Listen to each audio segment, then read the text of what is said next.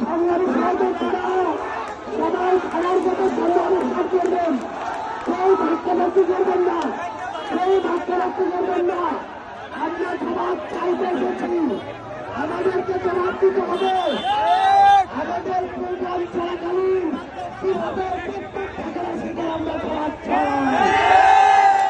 কিভাবে এখানে হামলাটা মঞ্চের সামনে পর্যন্ত চলে আসলো আমরা কাল জবাব চাই। আমাদের